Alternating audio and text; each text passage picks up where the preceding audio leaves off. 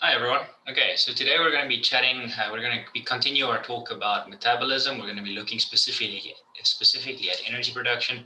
We'll be looking at the Krebs cycle, glycolysis, and fermentation today. So what I first want you guys to know is that most microbes oxidize carbohydrates as a primary source of cellular energy using these central metabolic pathways that are shown over here. These are split, of course, into respiration. So this implies the presence of oxygen, and fermentation, which implies the absence of oxygen. So it's glycolysis, that the end product pyruvic acid, which is then either incorporated into the Krebs cycle, or it moves to the fermentation side of the pathways. So we'll start today with glycolysis right here at the top, just because it's where the process will begin. So when you look at the word glycolysis and you split it up, glyco implies glucose and lysis means to break. So it's essentially just the breakdown of glucose. So the breakdown of that sugar. And generally more oxygen relative to carbon, the more oxidized something is. So that would mean that there's less energy available when the bonds are broken. But if you have a lot of carbons and few oxygens, there's a very high amount of energy. Think something like lipids and fats. And thus there will be more energy available when these bonds are broken. That's a very nice general rule of thumb that you can use to kind of estimate how much energy a bond will have, looking at the oxygen relative to carbon, and you can deduce it that way. So I think it'll be prudent for us to start this by thinking about what's the electron sharing situation at the start of a reaction. So as my two examples here, we have methane, CH4, and then we have a CO2 molecule down here. So some background that you guys need here is that in C2C bonds, so in carbon-carbon bonds, the electrons are relatively evenly shared. There's an equal distribution of the electrons. But if you move to something like a CH bond here, in CH bonds, the carbon atom has a very slight electron negative charge, since it's a bit more electron negative than the hydrogen. Thus, the carbon will gain electrons. Remember, think back to the valence shell and how this carbon is trying to reach the completed valence shell. So thus, if you look at this molecule, you can see the electronegativity. If you look at the red here, this indicates a negative charge, and the blue indicates a positive charge. So surrounding the carbon atom in the middle here, that's where you find your negative charge. But if you then move to your hydrogen atoms, they have a slight positive charge. So in the CH bonds, the electrons are nearer to the carbon. That's where this negativity comes from. Thus, the carbon will be reduced. Conversely, if you look at something like oxygen, oxygen is much more electron negative than carbon. So in carbon-oxygen bonds of carbon dioxide, oxygen will sort of hog these bond electrons. Thus, the carbon is the one that will start losing electrons. So in this case, you have the inverse of what you had with the methane. Here, you have the electrons are near the oxygens. And again, the red indicates the negative charge. So this is where your electrons are closer to. Thus, the carbon will be oxidized. So looking at these two molecules, we can note that CH4 is typically energy rich. Remember that previous little tidbit that I gave at the end of our previous slide, where there are there are no carbon-oxygen bonds here. So this means there's a lot more energy here than is present here. Because again, for the CH4, there are more carbon-hydrogen bonds, and there are no carbon-oxygen bonds or other atoms that are more electron negative than carbon. So this implies that it'll gain electrons and decrease its oxidation state. If you then look at carbon dioxide, conversely, it does feature these carbon-oxygen bonds, and thus it has these atoms that are more electron negative than carbon, and it has no carbon-hydrogen bonds. So this means there will be a loss of electrons and an increased oxidation state. So thus, that can be summarized by this molecule has more energy, much more energy than this one. So it's important to understand that oxidation and reduction reactions are fundamentally about the transfer of electrons. That's what the whole kit and caboodle is about. So in the context of biology, you may find it helpful to use the gain and loss of hydrogen and oxygen atoms as a proxy for the transfer of electrons. If this entire oxidation reduction is still a bit fuzzy for you, envision it rather as the gain and loss of hydrogen and oxygen atoms. Again, there will be exceptions to this, but this is a handy rule of thumb just to make you understand the concept. So as I said, as a general rule of thumb, if a carbon-containing molecule gains hydrogen atoms or loses oxygen atoms during a reaction, it is likely being reduced. So it's gaining electrons. Conversely, if hydrogen loses, if it loses hydrogen atoms or it gains oxygen atoms, it has been oxidized, so it has lost its electrons. Again, I'll reiterate, this is a nice general rule of thumb, but it's not always the case. But again, for your purposes, if you understand that and it's easier for you to remember that, it'll definitely serve you well in the future. So for example, if we go back to the breakdown of glucose, so here we have the glucose breakdown. This is what the reaction looks like. And we know that glucose is being oxidized to carbon dioxide and oxygen is being reduced to water molecules. So if you look in that reaction, the glucose and carbon is associated with hydrogen atoms. See, there's the presence of the hydrogen atoms. While in carbon dioxide, there are no hydrogen present. Thus, we could predict that glucose is the one that's being oxidized because it lost the glucose lost the hydrogen bond, or the hydrogen molecule, sorry. So it lost the hydrogen molecule. Thus, we can safely assume that it is being oxidized in the reaction. So if we look at glycolysis, the oxidation of glucose to pyruvic acid produces two things. It produces ATP and NADH, and it is not oxygen dependent. Very important, because it means that glycolysis will happen at the start of fermentation and at the start of respiration. So the first step of glycolysis is known as the preparatory stage. So in this step, of course, we start with glucose, and the first step down here, you see the ATP coming in. Notice how here you're using ATP. You're actually investing ATP here. So you're going to see a reduction in ATP if this was the only step you're looking at. Although the purpose of this entire reaction is actually to gain ATP, but notice that in this process, 2 ATPs are used. Anyway, so glucose will become phosphorylated into glucose 6-phosphate. Then the molecule will be arranged here in step number 2 into fructose 6-phosphate. And then it is phosphorylized again into fructose 1,6-diphosphate. So again, there's another ATP being used here. So you're using 2 ATPs in the preparatory stage of glycolysis. And then if we move on to step number 4, the enzyme is then able to cleave it into 2 3-carbon molecules. Is then able to cleave the fructose 1,6-diphosphate into 2 carbon molecules, 2 3-carbon molecules. So notice the 3-carbon there and the 3-carbon there that has now been cleaved. So this number 5 is then the glyceraldehyde 3-phosphate, also known as GP. I'll be referring to it as GP, as it's just much simpler. And dihydroxyacetone phosphate, DHAP, these can be converted into each other. So from one glucose, you can get 2 of the GAP molecule of the GP molecules, which is important because that's the molecule that will continue on to the next step.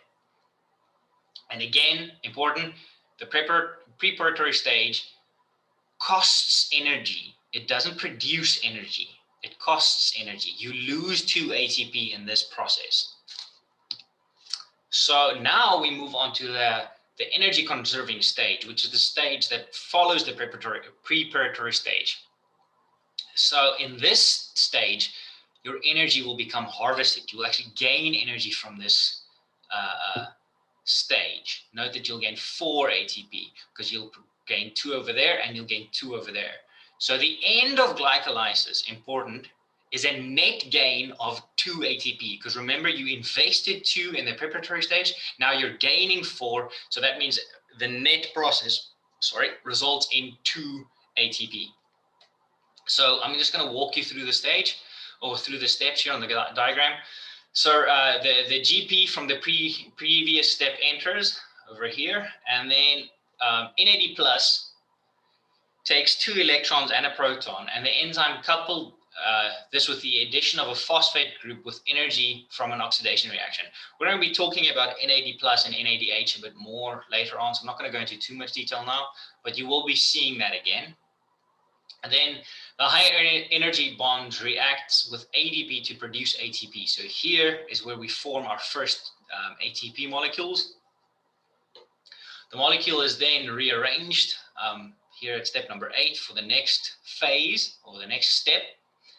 And then an enzyme removes water, changing the molecule structure, which makes the bond now again high energy. So here we have a removal of water. You guys should know what that is called.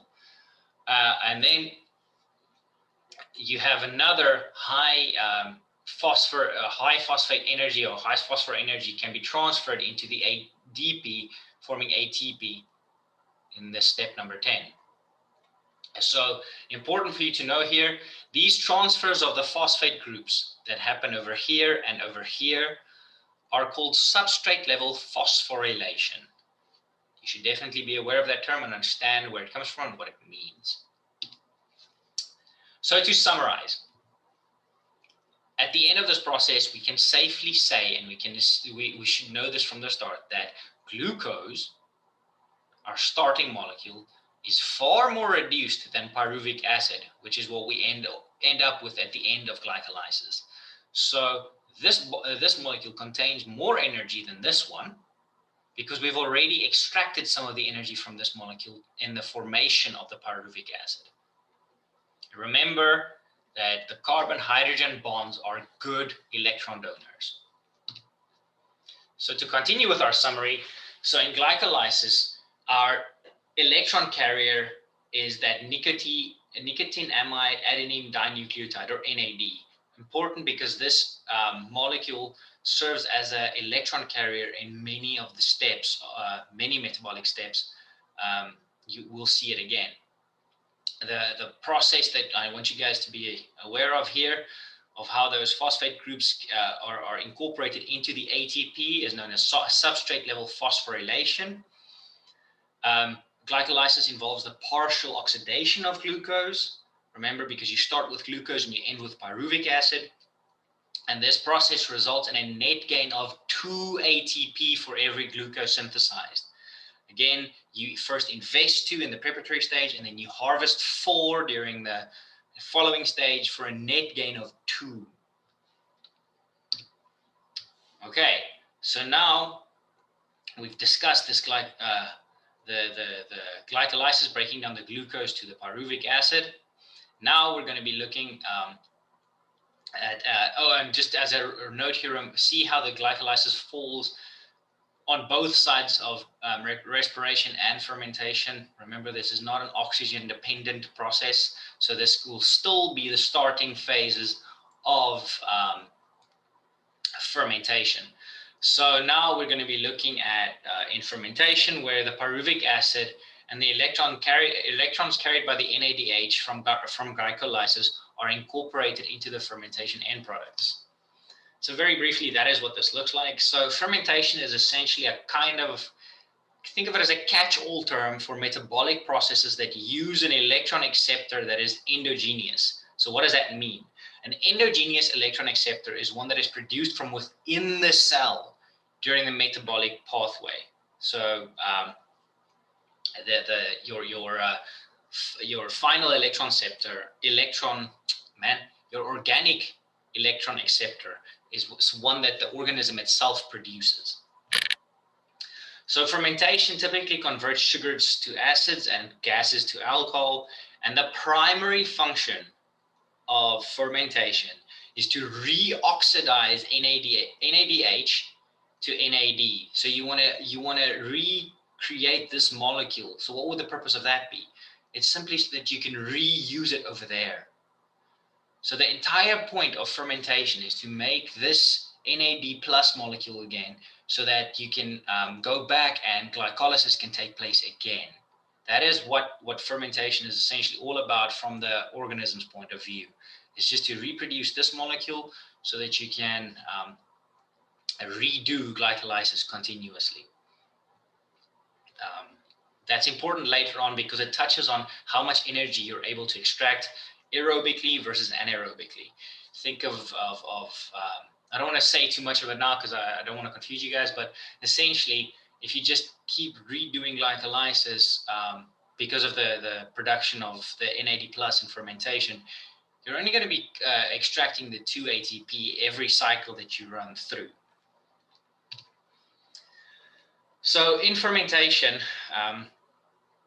there is the oxidation of NADH is produced by glycolysis, and then pyruvate or a derivative is used as an endogenous electron acceptor. Remember, that's the electron acceptor that the organism itself produces. And the substrate is only partially oxidized. For this process, oxygen is not needed, and oxidative phosphorylation does not occur. Very important here. The oxidative phosphorylation, remember that we discussed earlier, this doesn't occur here. And ATP is only formed in glycolysis by the substrate level phosphorylation. So remember when we discussed earlier how the substrate level phosphorylation is how that ADP is converted to ATP. So that is the only way that ATP is formed during fermentation, making it much, much less energy efficient, as you'll see in a second here. So I just want to just touch on these two diagrams down here. Lactic acid fermentation, which you can see the process of over here, and alcohol fermentation are two of the primary pathways, but there are many other pathways of fermentation. And because organisms have different enzymes in their fermentation products, they can vary. Notice, however, that that there are essentially very small organic acids and alcohols, typically, like the lactic acid or the ethanol, good examples. Some organisms are strictly fermenters, while some only ferment when there is no oxygen for them to use. Lactobacillus, for example, is always going to ferment whenever oxygen is present or not. But if you look at something like E. coli, it would only start fermenting once oxygen is absent. Remember when we were looking back at some of our lectures at the start of the course, how I told you guys that oxygen, if oxygen isn't harmful to organisms, they'll typically prefer to grow in the presence of oxygen. This boils down to why. This is the reason for that, is because oxygen and respiration, the presence of oxygen allows for respiration, which is way, way more energy efficient. So these organisms can grow much quicker, and they can break down substrates much, much more efficiently. So why is fermentation helpful or useful? Well, we use it to create a lot of food products and beverages for ourselves. So, I mean, fermentation can result in the production of Swiss cheese, cheddar cheese, yogurt, soy sauce, wine, beer, nail polish remover, rubbing alcohol, and vinegar. All of these are examples of fermentation end products that we use microbes in the food industry to produce, well, food and industrial industry to produce these products that are helpful to us. So how do we test for fermentation? So obviously we will be relying on biochemical tests to detect the presence of different enzymes and metabolic pathways. So here we have the results of fermentation tests. Very helpfully, they have placed the names for us on top there, so we know which organisms are supposed to be fermenters and which are not. So how this test works is the media contains a pH indicator, usually phenol red, and an inverted Durham tube. That's that little tube that you can see in there, which is used to capture gas. And then if the bacteria ferments the carbohydrate and acid is produced, it changes the color to yellow. And if and if there is gas produced, it will be visible in the tube. So notice here the E. coli, it definitely did produce the acid because it changed the phenol red to yellow, and there's a little gas bubble in there, meaning that it is it tested positive in this test. So we're not going to talk about these two pathways in class, but I do want you to know that they exist. I'll just be describing them briefly. I'm not going to test you on these because we're not going to discuss them too much, but I would advise you just for your own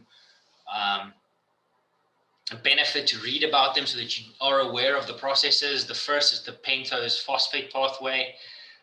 This is sometimes also called the phosphogluconate pathway, and the hexose monophosphate shunt. It's essentially a metabolic pathway parallel to glycolysis, where it starts with glucose, generates NADPH and pentosis, which is a 5-carbon sugar, as well as a ribose 5-phosphate, which is essentially a precursor to the synthesis of nucleotides. And then the other pathway I want you guys to just be aware of is the Entner-Durendorf pathway, which essentially describes a series of enzyme catalyzed chemical reactions that are active in bacterial primary metabolism. And it is a pathway that catabolizes glucose to pyruvic acid and produces 2 NADPH and 1 ATP. I think just for the safety's sake, I would like you to know at least the function of these pathways, but I don't expect you to know any of their details or what happens where and how, but just know what they are both important for, because I might ask a little multiple choice question about that at some point. So moving on to cellular respiration, or moving back, I should say, to cellular respiration. So cellular respiration, or simply respiration, is defined as an ATP generating process in which molecules are oxidized and the final electron acceptor is almost always an inorganic molecule. Notice the difference there. It's inorganic molecule. It's not something that the cell itself produced. So that would mean that the final electron acceptor comes from outside the cell. It's not endogenous. It's exogenous and is inorganic, usually something like oxygen, or it can also at times be something else. And just as to reiterate here, the ATP here is generated by oxidative phosphorylation. So now we're going to be discussing the intermediate step. So essentially, after the glucose has been broken down to pyruvic acid, the pyruvic acid can be channeled into the next step of either fermentation or cellular respiration. So during this process, you can see that 2 electrons are harvested and the carboxyl group comes off as CO2. So here you can see the carboxyl group comes off as CO2. And then a coenzyme is bonded to the acetyl-CoA group.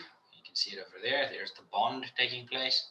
And then as acetyl-CoA enters the Krebs cycle, so as this molecule here moves down to the Krebs cycle, this coenzyme A is lost. Okay, now we finally hit the Krebs cycle. I'm just going to be walking through this diagram starting with the numbers.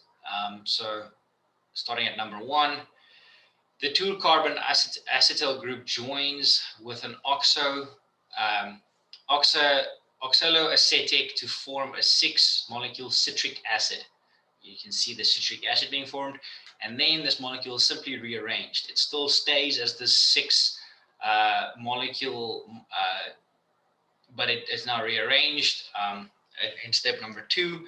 In step number 3, some of the electrons will start to become stripped off by NAD+, and the carboxyl group is cleaved to form carbon dioxide, one of the end products of respiration.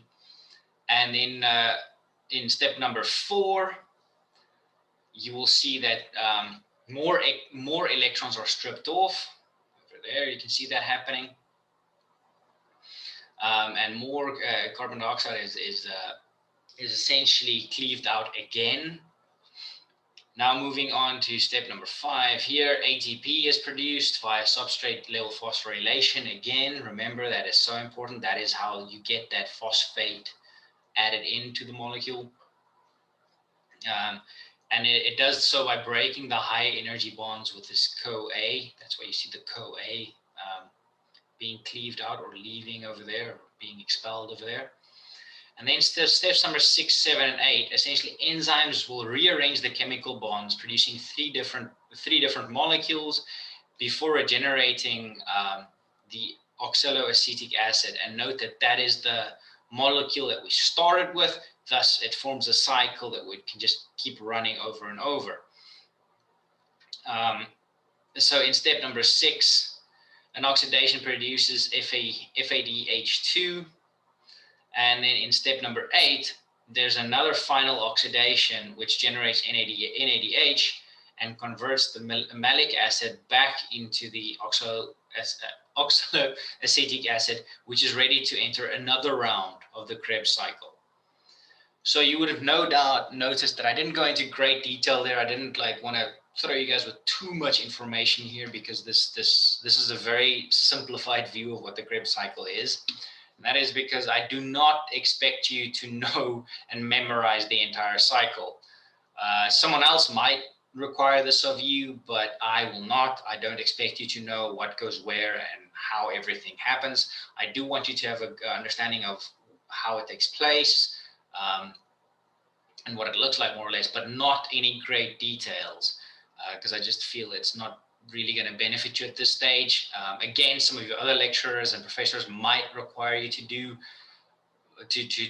memorize this, but I won't. So yeah, there's a little sunshine for you guys. But there are some things that I do want you to know about the Krebs cycle, and they are essentially listed here or summarized here. That the Krebs cycle involves the complete oxidation to carbon dioxide. Remember when I said carbon dioxide is one of the end products? That's something that you have to know. And then I want you to know that 1 ATP is produced per pyruvic acid by substrate level phosphorylation. And then there's a loss of electrons to NAD and FAD due to the electron transport system. These are things I really want you to know about the Krebs cycle, and you probably will be tested on them. So then we move on to the NADH and the FADH, which will carry electrons to the electron transport chain. You see the NADH here, and the FADH is just not listed here, but it's also here. There you can see it in the cycle, in the Krebs cycle in more detail. So these will now carry electrons to the electron transport chain, where we're really going to be producing a lot of ATP. So what is this electron transport system or chain? So essentially, something important to note here is the electron transport system is something that bacteria evolved, and the rest of life and organisms use it without giving them any credit, shockingly.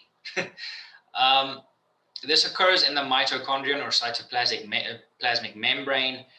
There's some hint towards what is called the endosymbiotic theory, but I won't be going into detail with that right now. And essentially, your electron and hydrogen carriers, NADH, flavoproteins, which are proteins that contain flavin, as the name implies, which is a coenzyme that is derived from vitamin B. Cytochromes, which contain iron atoms. So these are our electron and hydrogen carriers, are these three. Oxygen is your terminal electron acceptor, hence why this process needs the presence of oxygen, and it relies on oxidative phosphorylation, which is how the ATP is produced. It's a chemoosmotic mechanism, and it is driven by the proton motive force. So essentially what this diagram boils down to, I want you to notice how the energy level increases as you move up. So that's why we start up here with your high energy, and your redox potential, your E0 will decrease as you move downwards. Thus, so you can kind of think of this as like a ball bouncing downstairs.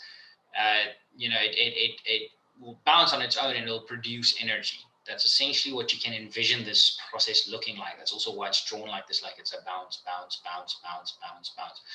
So these proteins that you see listed down here have a sequentially increasing affinity for electrons. So their ability to donate electrons goes down as you as you move downwards, and thus they have less energy. So this is how essentially what drives this mechanism. And importantly here, notice how the oxygen here at the end is your terminal electron acceptor. It's the final thing that accepts electrons, hence you need oxygen for this process. Again, I don't expect you to know all these proteins' names and where they fall in this thing, just the main details I've mentioned now, and read the sections in your textbooks. So throughout this whole process, we are essentially moving, again, here you have an energy in this diagram, but we're essentially moving from a high energy to a low energy, which makes sense because the organism is trying to extract energy from what it is eating. And we're essentially converting compounds that can give away electrons into compounds that cannot. So back to the electron transport system. As we said before, it relies on oxidative phosphorylation, which is essentially the culmination of a series of energy transformations that are called cellular respiration, or simply respiration in their entirety. It's really important. So how does, if I were to ask you, how does cellular respiration end, or what mechanism is the end, or what transformation is at the end of cellular respiration, it's this oxidative phosphorylation. Oxidative implying that, well, yeah, never mind, hang on. Let me just get back on track here. I think my tangent is going to be too far now.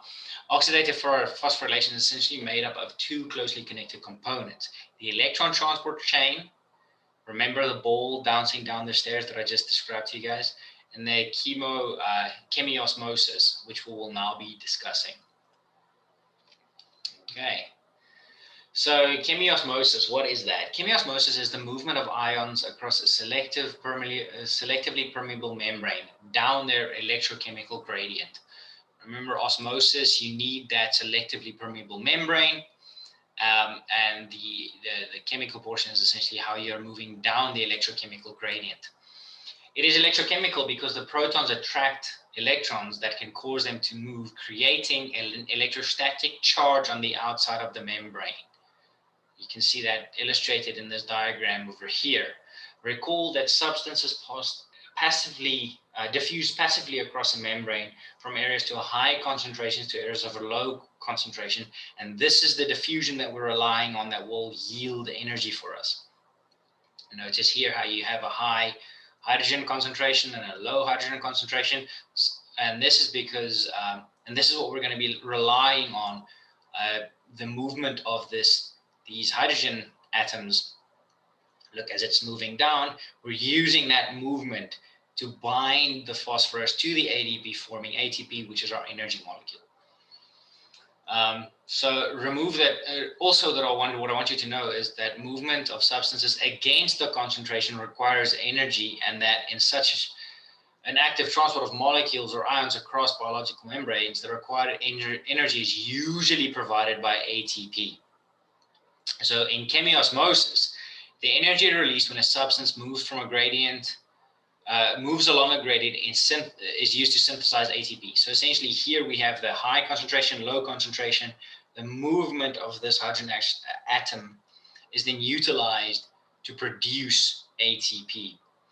And then in the respiration, chemiosmosis is responsible for the ATP, for the most of the ATP that is produced.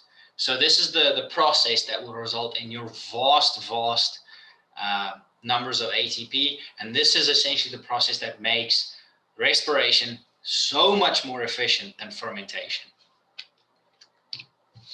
So this is what that process looks like.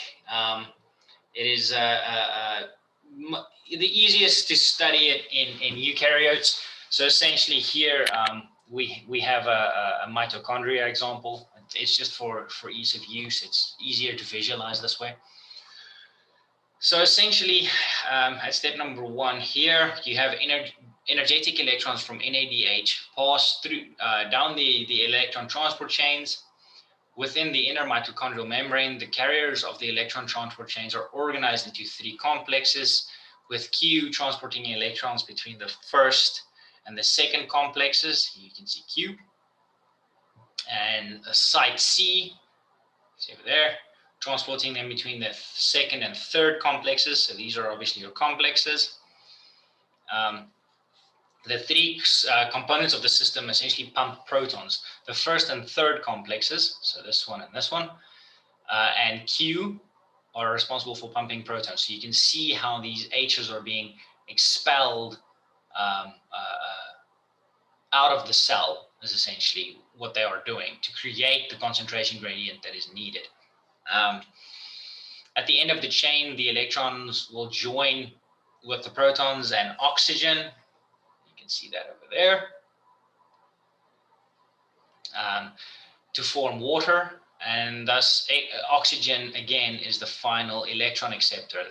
Again, you need oxygen for this to take place. Just so one difference here in eukaryotic cells, the inner mitochondrial membrane contains the electron transport carriers and ATP synthase, where in most prokaryotic cells, the plasma membrane does so. So that's a difference I want you to be aware of. An electron transport chain also operates in photophosphorylation and is located in the thylakoid membrane of cyanobacteria and eukaryotic chloroplasts, so think plants. And then here, what I want you to do, what's the end goal of this entire process? Notice the synthesis of 3 ATP here on the right at the end of this process by the ATP synthase, which is this blue molecule that's I don't know how to describe it. It kind of looks like a little floss, but this bottom portion actually rotates, it moves. So just to give you guys a better idea of this movement, I definitely advise you to look up this video on YouTube, which will show you the movement of ATP synthase and a quick little explanation of how it works. Really helpful. It's difficult to envision this process, but essentially the videos will show you, the animation will show you how that takes place. So what is this ATP synthase? It's a protein that catalyzes the formation of ATP using ADP and that inorganic phosphate, and it relies on electrochemical energy, which it converts into mechanical energy. So it uses that electrochemical potential difference between the outside and the inside of the cell to create motion, to create mechanical energy, which is then used to catalyze the dehydration synthesis of ATP. Really, please watch the video for the full representation. It's really helpful.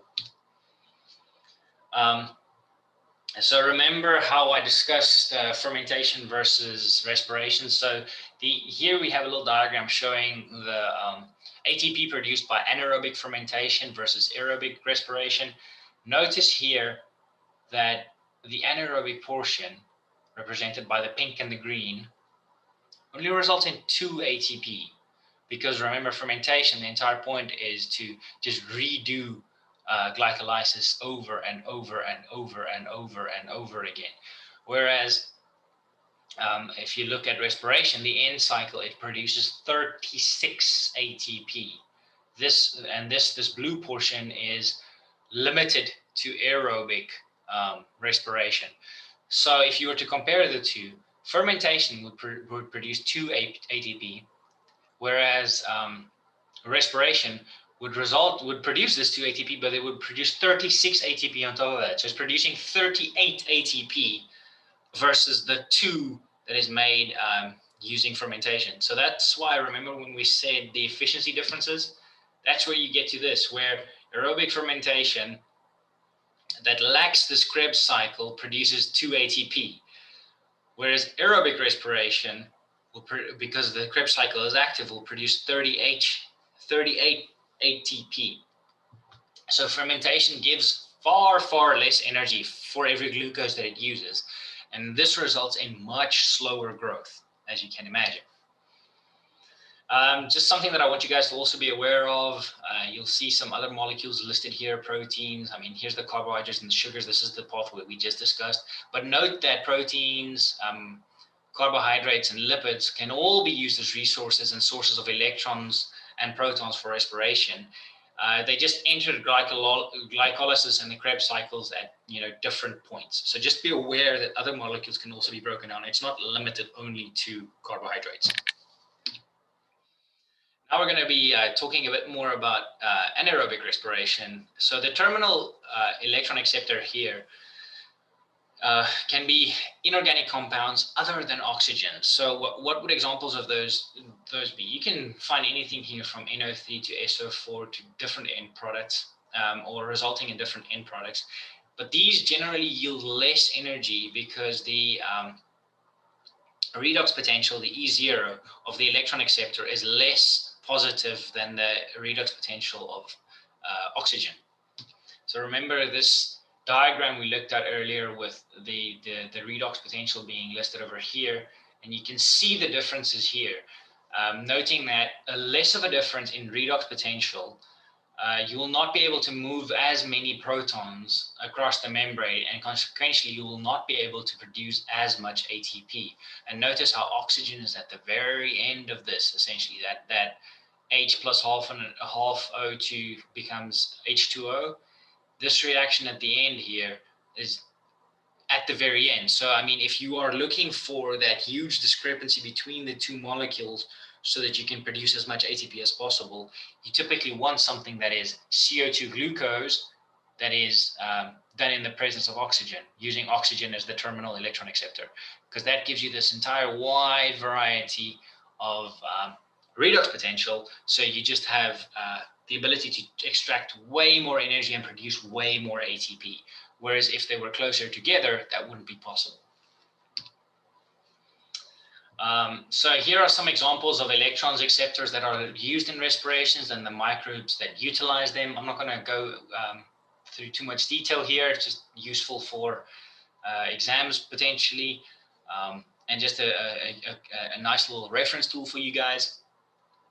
Notice here we of course have aerobic, which is H2O, and H2O and O2, and then all the anaerobic versions and the examples of microorganisms that use them. So now we will be looking at other types of energy production. Think of something like chemolithotrophs or photosynthetic organisms. What do they have in common with chemoheterotrophic energy production? Well, there are three main things that they have in common with them. They utilize redox reactions, they produce ATP, and they employ electron carriers. So remember, just as a little note here, that chemolithotrophy is a type of metabolism where energy is obtained from the oxidation of inorganic compounds. Think of a microbe that is essentially reliant on a specific mineral type, for example. So if you look at the oxidation of an inorganic source, so just like with the organic energy sources, these compounds donate electrons that are then shuffled down to a compound with a higher affinity for the electrons via, and this process is essentially used to produce ATP. So it's that same process where you keep moving the electrons, you keep donating them, and you keep producing ATP. So microbes can also use light energy to synthesize ATP, and they reduce electron carriers, specifically this NADPH, and they incorporate CO2. This is also why it's known as CO2 fixation. And the energy from light is then trapped and converted into chemical energy. Just as a note here, note that NADPH plays a similar role, functions similarly to NAD in our previous, from our previous slides. And this is what that would look like, what that oxidative phosphorylation would essentially look like.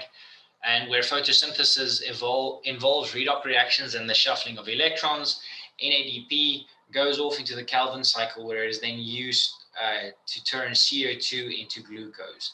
So you are synthesizing glucose essentially. And photosynthesis also uses redox reactions, and water is here used as an electron donor. So moving on to anoxygenic photosynthesis, I'm just going to give you guys some, I'm not going to go into too much detail here because we're pretty much we've been going for quite a while here. An meaning does not, oxy means oxygen, and genic means genesis or to produce. So anoxygenic photosynthesis means that it does not produce oxygen.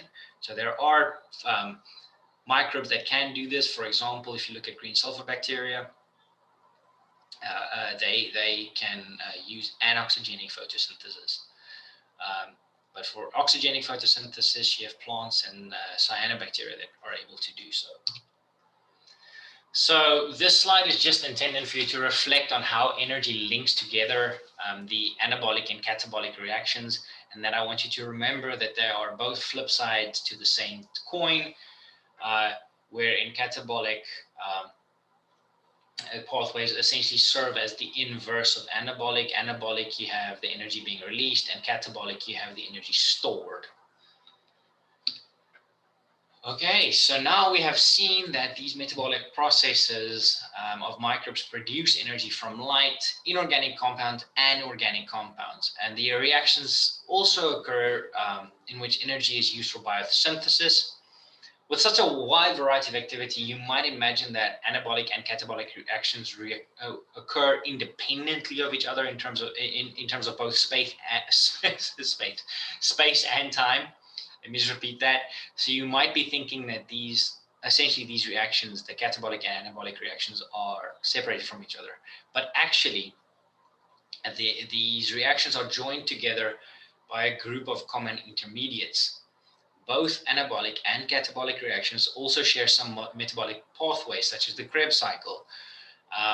For example, if you look at reactions in the Krebs cycle, not only do they participate in the oxidation of glucose, but they can also produce intermediaries that can be converted into amino acids. So it's important to know that anabolic and catabolic processes are very much interlinked, flip sides to the same coin. So they're very much meld together. You can almost think of it that way. Metabolic pathways that function in both anabolism and catabolism are called amphibolic pathways. And that means that essentially just that amphi means that they serve a dual purpose. So moving on to our review questions for today. So the first one is true or false. During the breakdown of glucose, the sugar is reduced. I'm going to give you guys like 5 seconds for this. I think it's pretty straightforward. The answer here is, of course, false. In glucose, carbon is associated with hydrogen atoms, while in carbon dioxide, no hydrogen atoms are present. Thus, we can safely predict that glucose is oxidized in this reaction. Remember the rule of thumb that I gave you guys at the start of the lecture. It's really helpful for this type of stuff. Now, true or false, the Krebs cycle, during the Krebs cycle, 1 ATP is produced per pyruvic acid by substrate level phosphorylation. Is this true or is this false? I'm going to give you guys about 5 seconds. The answer, of course, here is true. This isn't exactly what happens.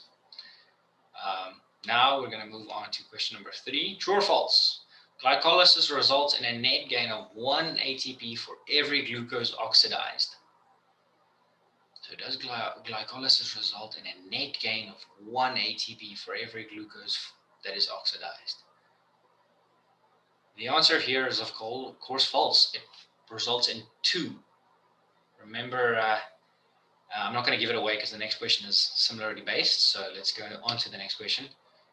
What is the net amount of ATP prior to entering the energy-conserving stage of glycolysis? So during this stage, what is your ATP count at? Is it 0, -2, +2, +4, or -4?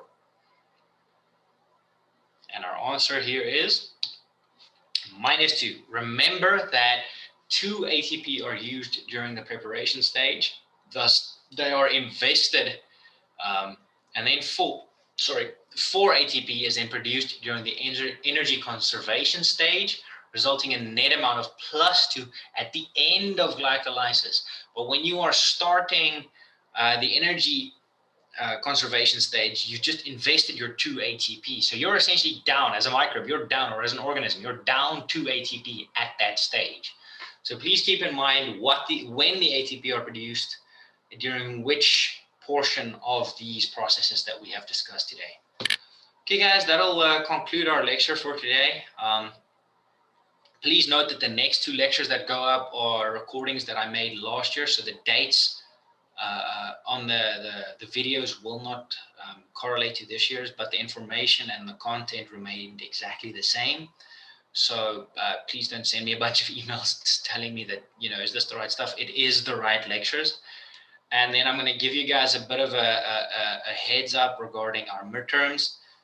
Just a couple of things here. Remember that there will in fact be 2 midterm exams. You'll be writing a laboratory-based exam and a lecture-based exam. So there will be a practical and theory exam. Both will be written online, the same as the class test that you guys just wrote this week was, or last week, or the class test was. So it'll be the exact same process. Just note that for the literature exam, there will be some longer questions and some bonus questions. There is a potential of 8% bonus credit that you guys can get for this exam. If you guys want a tip here, I would recommend please go read a bit about in your own time about evolution and evolutionary theory, because those types of questions or that type of knowledge will prove handy for the bonus questions. And yeah, that's about it, guys. Something else. There were a bunch of students who missed the opportunity for some lab practicals due to the inclement weather we've been having. You will have an opportunity to make up those sessions. Kieran has kindly budgeted some time, and we figured out a way to make that happen. So I'm sure she'll be discussing that in lab. But if you guys were concerned about that of the cancelled lab section specifically during, on Thursday the 18th of February, you will still be able to make up the students who weren't able to do the staining that they wanted to do or were supposed to do. You will still have an opportunity to do that. Okay, guys, that's it from me. So see you guys in the next lectures. Again, they are pre-recorded from last year, so the dates will not match. And then I will probably see you with new lectures after the exams. Study hard, good luck, and thanks. Cheers.